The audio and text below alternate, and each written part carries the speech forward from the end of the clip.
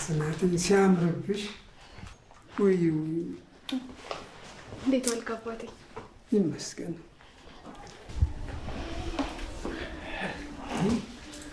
እኩል መጣችሁ። እንዴት ዋላችሁ? እንዴት ዋልክ? ይመስገን። ታዲያ ጽናት ክላስ እንዴት ነበር? ቆንጆ ነበር። በቃ እዚህ ልብስሽን ቀይሪ። እሺ። ሰርፕራይዝ ልጆች። አባዬ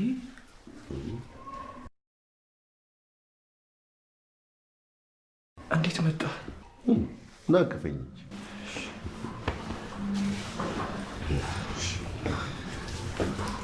ናቸው ኖር ተሾመ እባላለሁ። የኪሩ አባት ነኝ። አሰግድ እባላለሁ። የጽናት አባት ነኝ። በጣም ጥሩ።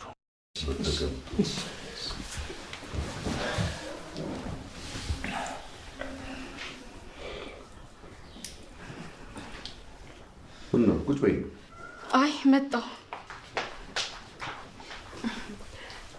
በቃ ጋሼ እኔም የሚበላ ነገር ላቅርብ።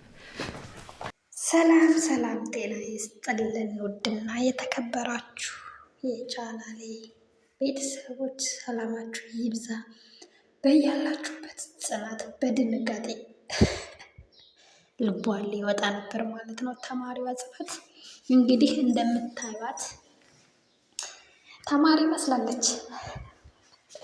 ወይ ውሸት ግን አንዳንዴ እጅግ በጣም ከባድ ነው።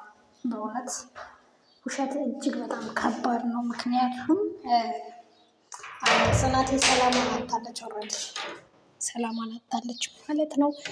በውሸት የምታደርገው ግራ ገብቷታል ማለት ነው።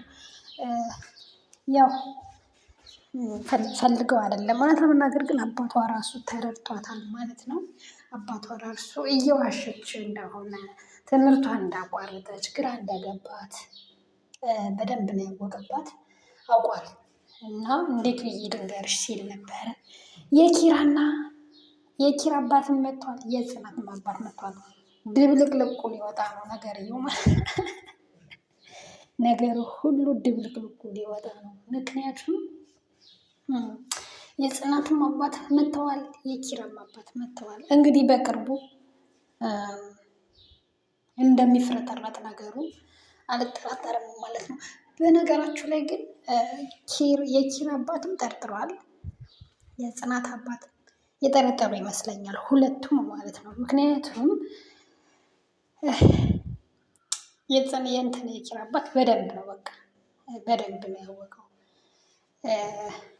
እና በጣም ደስ ይላል ማለት ነው። በቅርቡ እንግዲህ እውነታው ይወጣል ማለት ነው ብዬ አስባለሁ።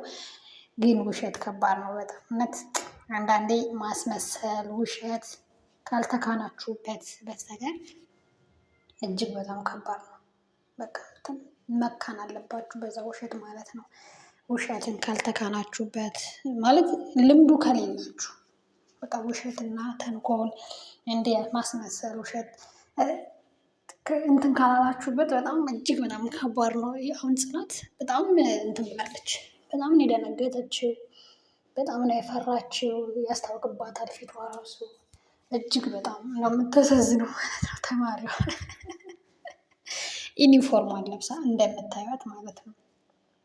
ትምህርት ቤት ሄድኩ ብላ ጓደኞቿ ጋር እንዴ ከዚህ ሁሉ እውነትን አፍርጭ በቃ እንዴ ጽናት ያው ለአባትሽ ብለሽ ነው። ስለዚህ እውነቱን አፍርጭ በቃ እውነታውን ተጋፈጭ።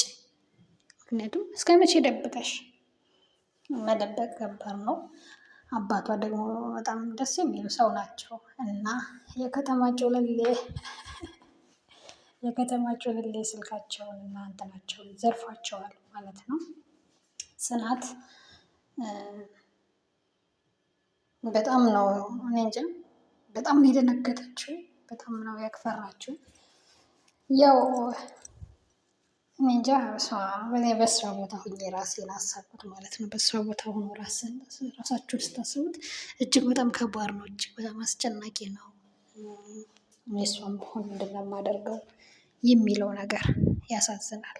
ማነው ያሳስባል። በቃ የሆነ ያስጨንቃል ማለት ነው።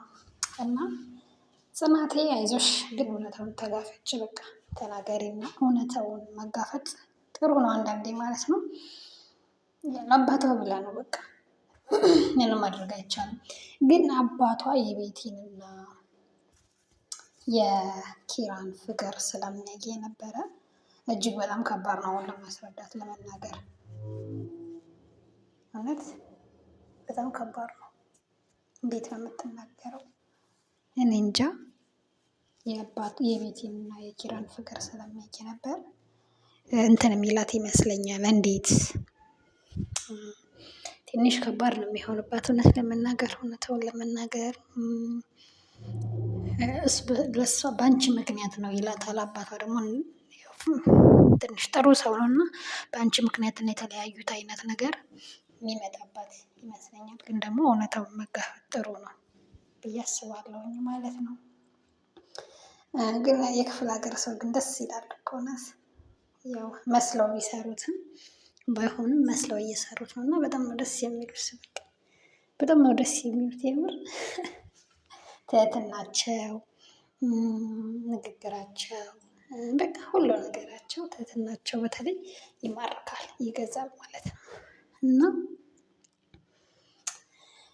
ኪራም እጅግ በጣም በድንጋጤ ነው። ግን የኪራ አባት ሳይናገር ነው በቃ ጸጥ ብሎ ሰርፕራይዝ ያደረጋቸው። እነሱን ብቻ ሳይሆን እኛን ራሱ ሰርፕራይዝ አድርጎናል። እውነት እኛን ራሱ ሰርፕራይዝ ነው ያደረገን እና ሰርፕራይዙ እንግዲህ ከዚህ በኋላ ነው ዋናው ትልቁ ሰርፕራይዝ የጽናትና የኪራ ፍቅር ሲነገራቸው ማለት ነው። ምን ይሉ ይሆን? እውነት ለመናገር የጽናት አባት ደስ የሚለው ማነው የኪራ አባት ደስ የሚለው ይመስለኛል። እና የጽናት አባት ነው ትንሽ ከባዱ። የኪራ በጣም ደስ የሚለው ነው የሚመስለኝ፣ ያን ያህል አይከፋውም። ምክንያቱም ያው ትህትና እርጋታዋ ምናምን ደስ የምትል ናት። የጽናት አባት የሚከፋው ምንድን ነው? ሁሉን ታሪክ ሲሰማ ትንሽ ከባድ ነው። የቤቲን ፍቅረኛ እንደነበር ምናምን ስለሚያውቅ ማለት ነው። ቤቲና እሷ አንድ ላይ እንደነበሩ ምናምን ስለሚያውቅ እጅግ በጣም ከባድ ነው የሚሆንባት። ግን መጋፈጥ ነው፣